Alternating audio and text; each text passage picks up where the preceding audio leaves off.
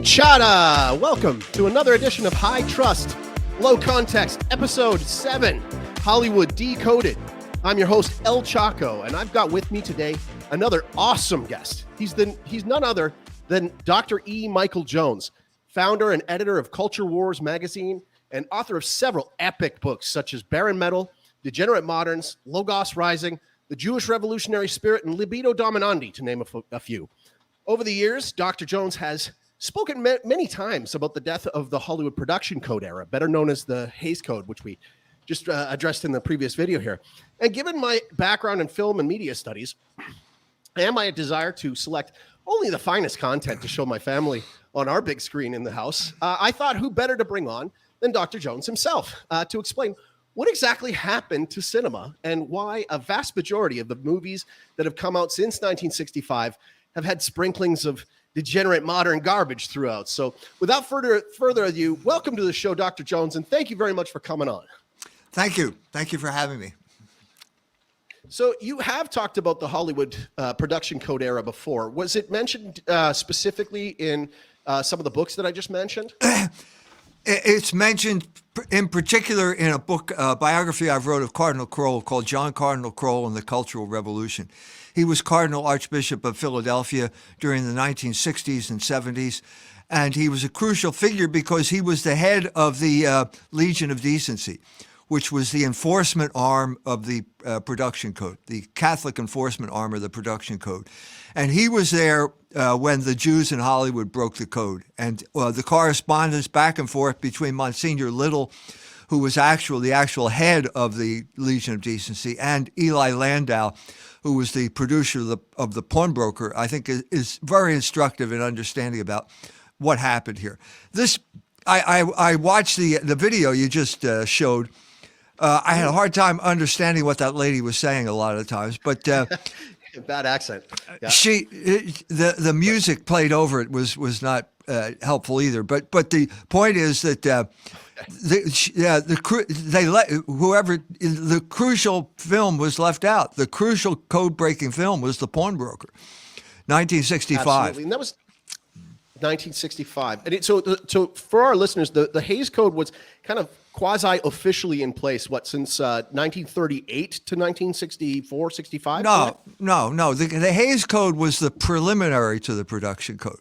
So basically, in order to understand this, you have to understand the ethnic dynamic of the United States of America, which is basically three ethnic groups based on three religions: Protestant, Catholic, and Jew. This is the dynamic that was at work in the obscenity case. So in the 1920s, after the Jews established Hollywood, they immediately used film as a way of subverting the morals of the general population. And people were outraged, and the Protestants dominated at that point. They were the dominant group, and they decided to do something about it. And they got Will Hayes, the former Postmaster General, to head some type of group that was going to reign in Hollywood. He failed. Okay, but then there was a moment of opportunity beginning in 1929. 1929 is when the Hollywood studios invested in talking pictures. They had to go into debt to do this. They borrowed from the Bank of America. A man by the name of Giannini, who was an Italian Catholic, was the head of that bank. And at that point, the stock market crashed. So they have a lot of debt, and they're trying to pay it back with a deflated currency, which is not an easy thing to do. And at that point, the Catholics stepped up to the plate.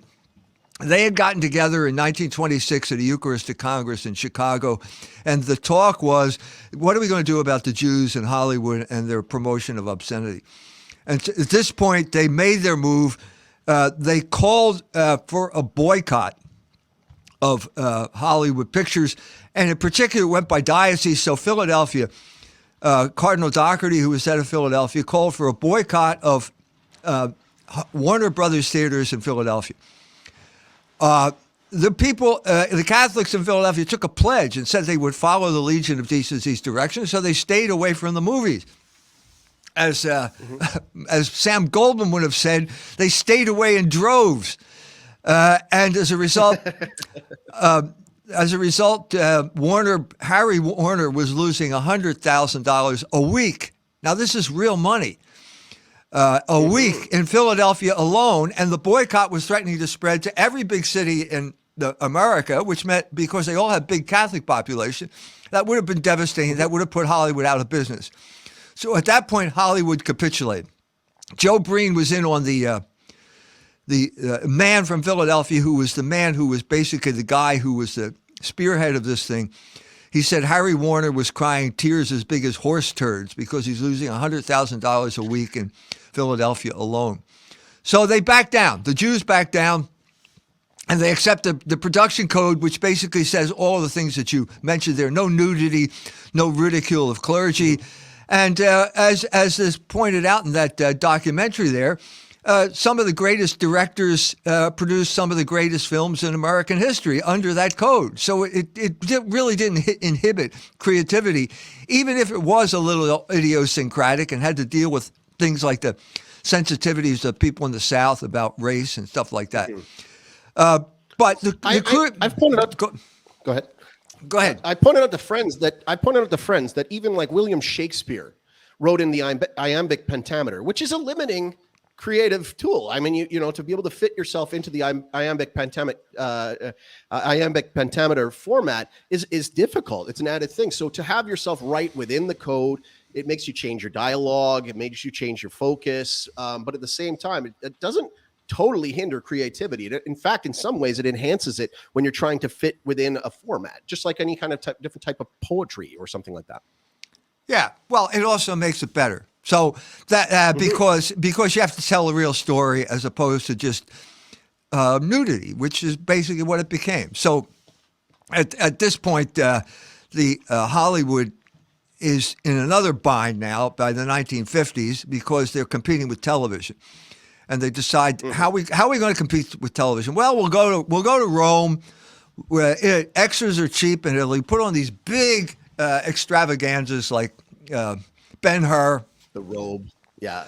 The robe, sword and sandals movies, thousands of extras. Yeah. Anthony and Cleopatra, I think it was Anthony and Cleopatra, or was this called Cleopatra?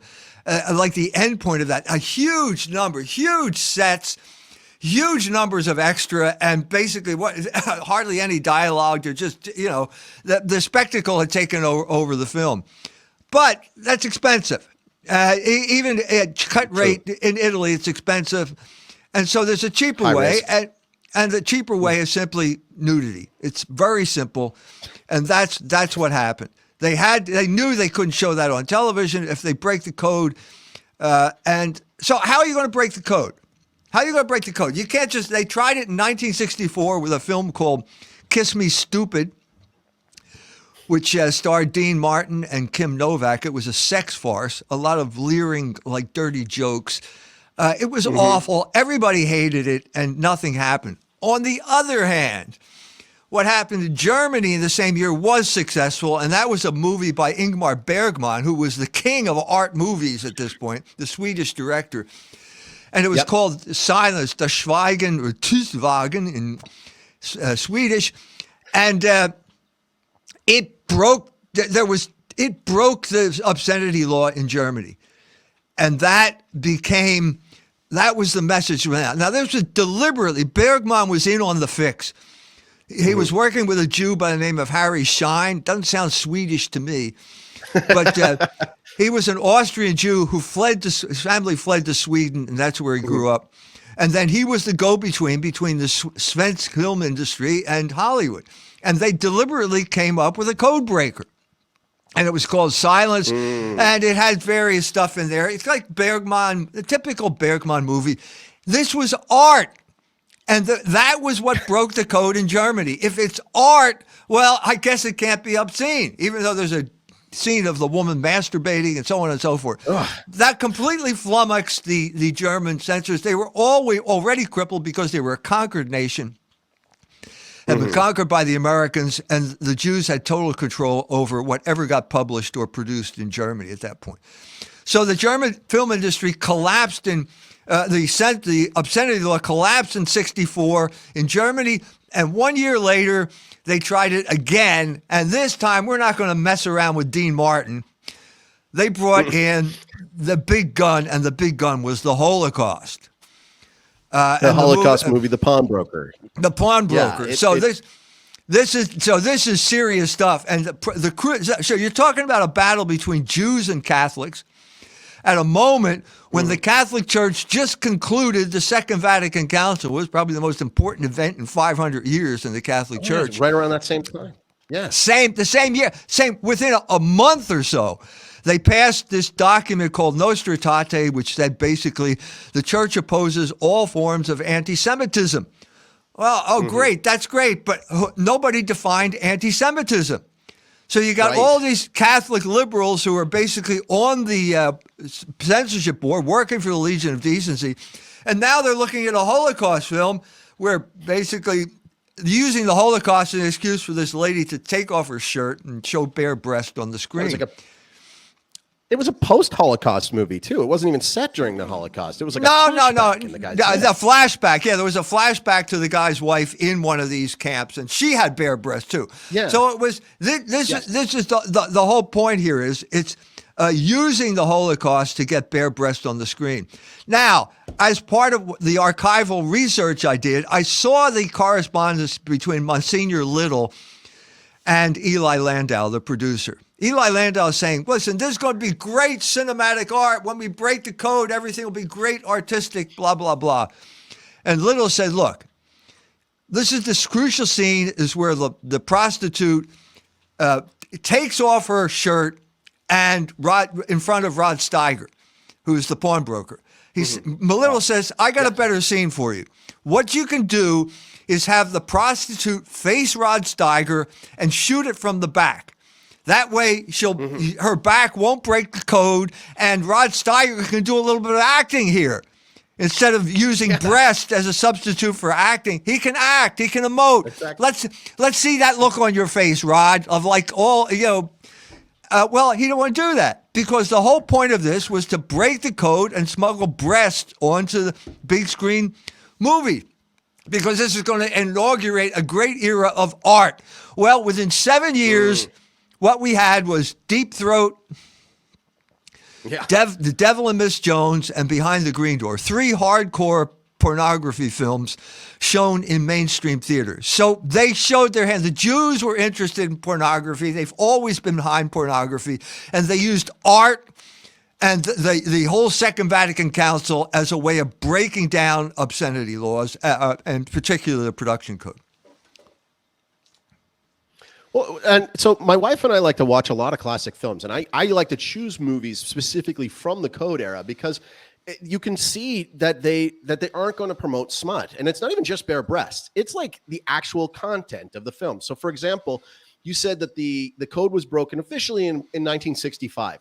In 1966, like I said, I love westerns. There was a movie called The Professionals, which had Burt Lancaster and Lee Marvin.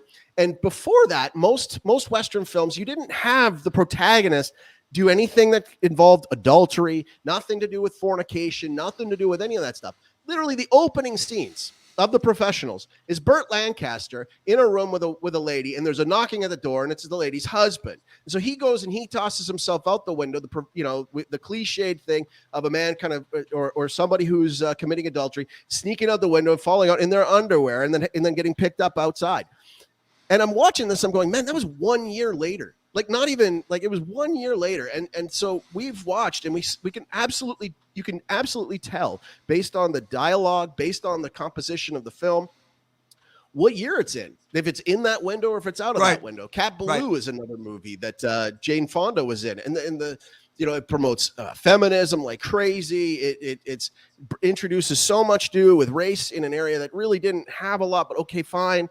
And it's like they were, they have that. So down here in Paraguay, there's a lot of Mennonites, right? And then they're a lot like the Amish in a lot of ways. And I think that the Amish community has, what is it, Baumspringa or something, where they let their kids go out. Rumspringen. Jumping around. Yeah, so they let their kids jumping around. Exactly. So I think it's like they get like a year to kind of go out and do everything, and then come back if they want, or not come back if they want. If they come back, they really wanted to be a part of the religious community. If they don't, they that wasn't their destiny. I'm oversimplifying it, but in a way, it's a lot like that. It's a lot like that college kid who gets away moves away from their parents' house, goes and lives in a dorm, and starts getting drunk every single night because all of a sudden the leash was off, right? And in Hollywood, they were really hammering these in. So like you said, so Deep Throat and Behind the Green Door, those were all 1972, correct? 73. Around that time? Yeah. 73. And then you got like directors like John Waters, who did Pink Flamingos. He's got characters eating feces on screen. They're having fornication inside a Catholic church. And it's also interesting. So I've seen some really good breakdowns of the pawnbroker. And beyond just the breaking of the code with the bare breasts, there's a lot of digs at the Catholic Church in that movie, considering the fact that Saul, the main character's assistant, this side character, Jesus is the guy's name, and he gets caught stealing, and he's going with a gang, and in every shot that they show the gang, they got a crucifix in the background. Yeah, right. It's a lot of these digs, right? Yeah. And then on top of it, the language. So, for example, you go and watch movies like Jaws, directed by Steven Spielberg, and the amount of times that our Lord and Savior Jesus Christ's name is said with force and irreverence as a new swear word, it's almost like it came out of that era where all of a sudden that normalized it. And now we've got people all over, even in the Catholic community, who don't even think twice when they blurt out our Lord's name, breaking one of the top 3 commandments right off the bat. So it's really interesting. And it really signals why the Catholic Church and the League of Decency were very much on top of this, because it didn't take long for this Pandora's box to really open and really spread itself out. And I hadn't even thought about the whole thing about the timing with Vatican II. So, when did the Catholic Church dismantle the League of Decency? Was that around the same time as well as like getting rid of the book of banned, or the list of banned books?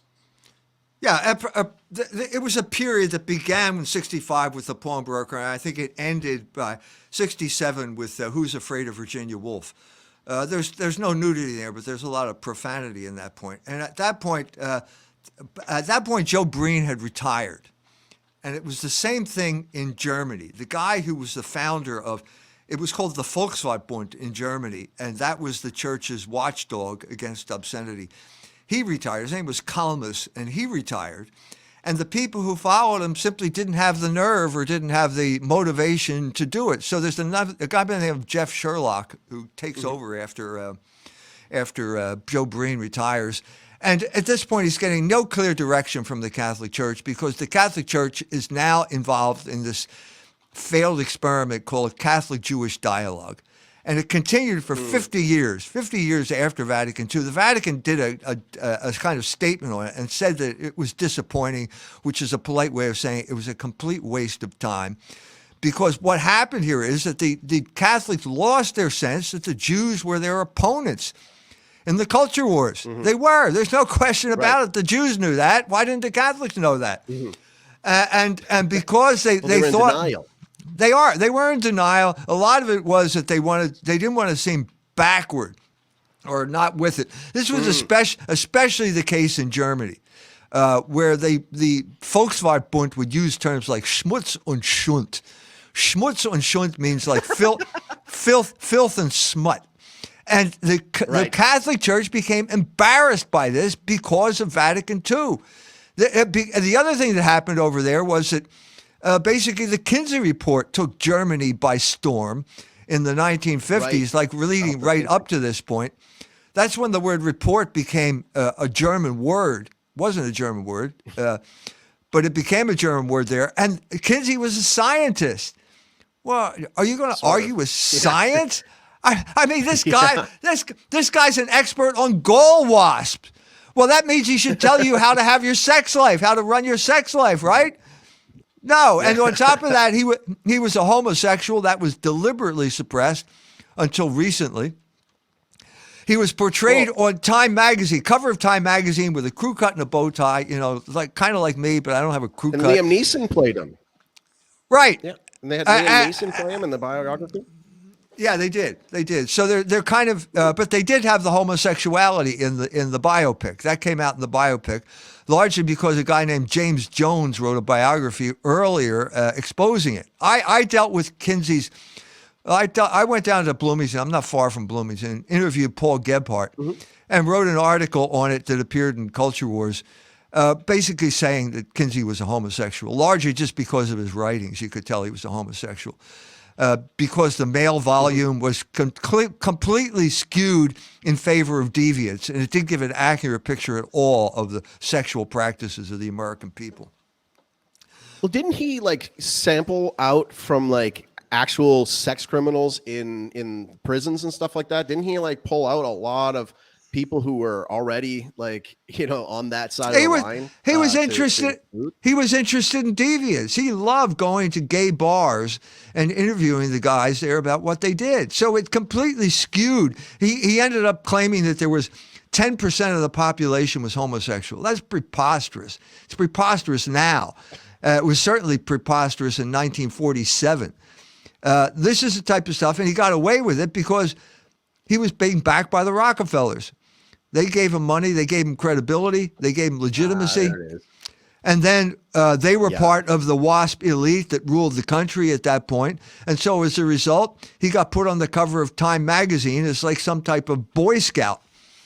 You know, a straight arrow, Boy Scout. They kept mentioning he was a Boy Scout, kept covering up the fact that he was a homosexual that had an agenda, which was basically to use science to overturn the moral fiber of the United States of America. Well, and he succeeded. I mean, he absolutely succeeded. I mean, later on, there is a book that is very difficult to get your hands on. It's called After the Ball. Are you familiar with this book? Sure. It was written in the 90s. Yeah, and so it was to push the gay agenda and really to normalize it. So, I mean, as we saw it in television, I mean, you know, they had a point. There's that movie, American Beauty. I think it was in 1999 or 2000 when that movie came out, and it starred Kevin Spacey, and it depicted, like, they had the neighbors that would come over, and it was Scott Bakula and another guy, and they're all put together just like you were talking about what they did with Dr. Kinsey on Life magazine. You know, they make it so that these guys are, how could you possibly think anything less of these people? Right, They're just normal guys. They're just normal That's right. professionals. And that's actually written in the book itself. They step by step tell how they're going to do it. And they're saying, don't say that it's a choice. We all know it's a choice, but don't say it's a choice. You know, say that it's born this way. Okay, we're going to take the choice out of it, and then we're going to depict people in this very specific way. We're going to make sure that the friend who's got always the best advice is depicted as a gay person. So we saw that in you know, shows like Will and Grace, and we saw it in Ellen. You know, like there was a definite push around that same time in the 90s, and so it's funny to me because they put it out there and then they yanked the book out. You can't get that book. It's a very hard book to get your hands on eBay. I think it's like $250 to get a copy of it. But going into now, it's also interesting how things have evolved because of all these comic book movies. Most of the time it's set for a set PG age grouping. And, you know, in the 70s and 80s, most of these movies like Terminator and all these kind of movies that are rated R definitely had nudity always in them. And so just recently, I know you've had some comments lately about this whole Barbenheimer effect, and Oppenheimer comes out and it has a nude scene in it. And it's almost like people haven't seen nudity in a movie in a while, that it caused a lot of shock in different communities. Do you have anything to kind of say about what's you know, where we're headed in terms of you know, this post-code era? Yeah, first of all, pornography is always driven by technology. And so the cutting edge of technology toward the end of the production code was glossy magazines. So it was Playboy. Playboy came out in 54, I believe. That's when the first issue came out in 54. And that was high-resolution glossy photography. And that was the same thing in Germany. It didn't. The code was obviously in force at that point, and it was only later that it entered mainstream Hollywood production, and then it became sort of formalized with the R-rated movie. Once you accepted the code, the different gradations, R-rated movies meant you had to have nudity. It became so formulaic that you could kind of predict it. You just could predict it. And Oppenheimer is an R-rated movie from a kind of a bygone era. But what happened over this period of time is that the technology shifted, and the big change was the VCR. That was the driving force behind pornography. Well, that's why people bought the initial VCR. And at that point, it changed completely. That was the era of like boogie nights.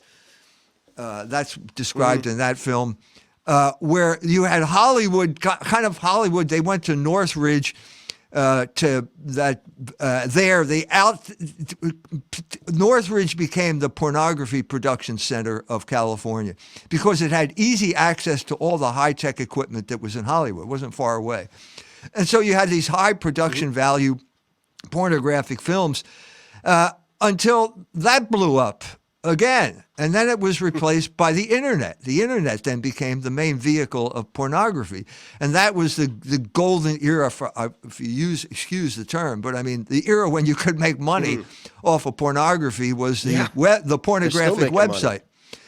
Well, I don't know whether they're making money or not, but what happened, that blew up as well. And then you had something like Pornhub, which basically was for free unless you wanted to do something special. And then that blew up. And now I think Twitter is the main source of pornography on the internet. People don't talk about this. Well, and you said before that pornography can be used absolutely as a weapon. You've brought up the example of Ramallah. When with Israeli Israeli forces took over the region of Ramallah and took over all of the networks there. So basically, anybody turning on the news to try to first they had an enforced curfew, so they couldn't leave, and then they're in their house, and basically the only thing they can turn on the TV is pornography. And that's right. It's a demoralization factor. And now it's like I'm a father. I've got an 11-year-old son, and I try to make sure that when I pick content for my kids, I'm picking the right stuff. So I'm not going to be giving them a smartphone. I'm not going to be giving them a smartphone of his own. Because you have to restrict that. It's only 2 clicks away. Absolutely. Yeah. You cannot give children. You cannot give children phones. You cannot do that. Absolutely not. See, my children are ranged now from 54 to 34, something. Yeah, 33, something like that. The big issue was television. Okay. I never had a television. And then what happened is they introduced we didn't have a television. And then they introduced the VCR. And then my wife was saying, well, why can't we watch Mary Poppins? And I thought, well, I guess I control the content. But what you did was you allowed a habit to form of watching videos. Right. Because nobody watched television. Television was worthless. We never watched television. But these were, high quality movies that were, Mary Poppins is an anti-feminist film. Why not that? But then you get addicted to watching films and suddenly you realize that has an effect on you as well. And then that story that I told about Ramallah, I gave that lecture in Europe, in Iran. I gave it in the United States. And a lot of times there were Palestinians there who basically said, I was there, and what you said was true, but it was much worse than that. That is not in my book, Libido Dominandi, Sexual Liberation and Political Control. That happened 1 year after I published that book, which kind of proved the thesis of my book. Because basically I said at this point, so what is the message of, what is the meaning of pornography? If you look at Boogie Nights or that movie about Larry Flint, People versus Larry Flint, pornography means freedom. Versus Larry Flint, People, that means freedom. Liberty. Well, why? So this means the Israelis are bringing freedom to the Palestinians in Ramallah. Well, that's preposterous. Look at what's happening now over there. The Israelis are not bringing anything but death and destruction to the Palestinian people. So it proved my point that pornography was a weapon in the culture wars. It was a form of control. Well, what's also interesting too is that it's very hard. There was a period of time where you could like they had the list. The Legion of Decency was there, so a Catholic family could look something up and go, "Is this okay or not?" But they even have these websites here. There's one called Common Sense Media. And I used to use Common Sense Media to see, hey, is this show going to be okay for my kids or is it not going to be okay for my kids? I can't sit and watch every 2-hour long, VeggieTales movie or whatever. Oh, VeggieTales is an easy one. That one's usually okay. But you know what I mean? I can't sit and watch every single one of these things unless I'm with my kids for every one of them. So I like to know ahead of time what's going to be good and what isn't. And even that betrays you. I saw it. They had Common Sense Media had a negative thing about the Apple Dumpling Gang. Do you remember the Apple Dumpling Gang with Don Knotts? There was a woman, the female lead in that movie. She's very tomboy-esque, and she's a very cowboy-esque lady, and she gets saddled with having to help take care of these kids. And by the end of the movie, she actually realizes, I want to raise these kids. I want to have a family. I want to adopt them. And so they get married. They hit her and the male lead. They get married, and then they take the kids and they raise these orphans. So that's a good ending. Common Sense Media says this is potentially negative because it enforces traditional femininity stereotypes. And I'm thinking to myself, don't knock that. We want that. I want my daughter to want to be a mom someday. What is that? No, what you're seeing here is desensitization has crept in. And you don't even know it. You become desensitized and you don't even know it. So we did an article on Hugh Hefner when that Netflix thing came out on him. And I posted a picture of one of the Playboy bunnies in a Playboy outfit, the bunny outfit. Mm-hmm. And this lady writes in and says, shame on you. That's scandalous. I said to her, have you been to the beach lately? I mean, this is what this lady is wearing would be a completely modest bathing suit at the beach compared to what people are wearing now because of this type of desensitization that has crept into our culture. It has a deadening effect on the culture. The only time I really noticed it was when I went to Iran, where the women are completely covered up wearing the hijab and the chador. I thought, hey, right. Yeah. Well, they've got modesty at a level that we used to have and don't have anymore. But it's interesting, too, going back to the code, when I was saying there was the new Tom Cruise movie. It was a couple years back, maybe 2021, when they put out a new Top Gun movie, Top Gun Maverick.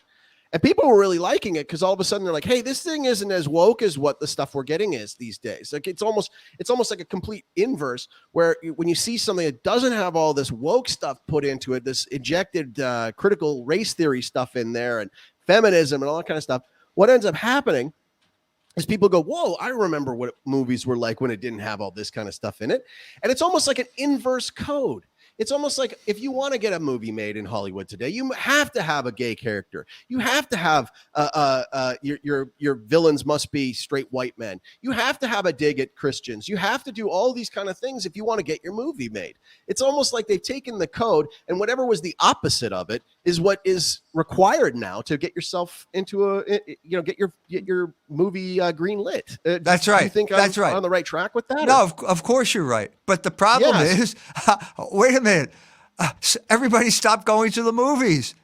I wonder why. Yeah. As I said, as Sam Goldwyn said, they're staying away in droves, and Hollywood is in a serious crisis right now because how many X-Men movies do you want to see? How many do you want to see?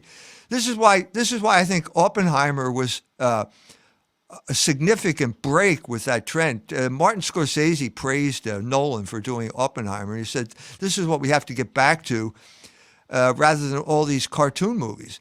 The problem is that there was these gratuitous sex scenes in Oppenheimer. Why did he feel he needed to do that? It distracted from the film. It has nothing to do with nuclear physics. I know this comes as a shock to you, but it doesn't have anything to do with nuclear physics. And if you want to talk about his guilty conscience, there were other ways to do it. So it was I think that what happened is that Nolan has become desensitized, that he doesn't know when he's wrecking his own movies. If there's one guy who does not know when he's wrecking his own movies, it's Martin Scorsese.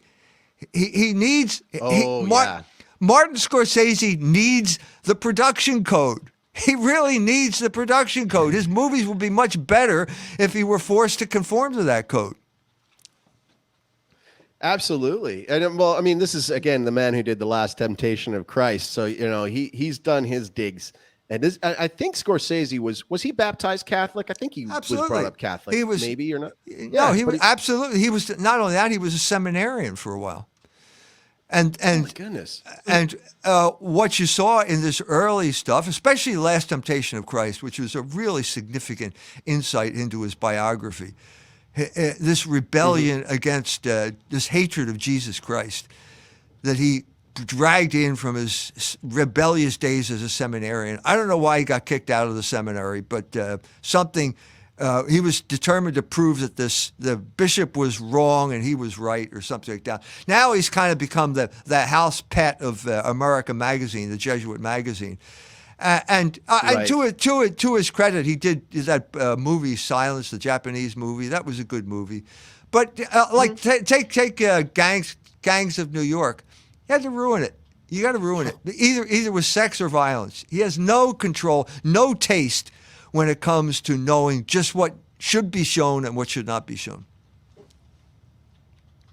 Well, I talk about this often with my wife, and we were talking about when we were growing up, how commonplace it was to have these kind of inappropriate scenes in movies. And it was really common for us. I grew up in the 80s and 90s, covering our eyes when we're watching these movies with our parents, and you get it becomes normalized, so that because there would be adult comedy films and kid comedy films, like there was a separation. Whereas now, a lot of these Pixar movies, all of these things, they try to cram everything into one. So they'll have a joke that they try to put as a whoosh over the kids' heads and right into the parents. Like we tried watching Shrek and Shrek 2, and there's so many little subversive things that are in those movies that we're sitting there going, I don't know if we want to have this one in the rotation anymore. This one might not fit anymore. And it's really hard for parents because we don't realize you put in a lot of these things into movies. Like I had on my one previous show, I used to say, I don't like Xmas, right? I don't like Xmas. And I use the term Xmas for Christmas without Christ.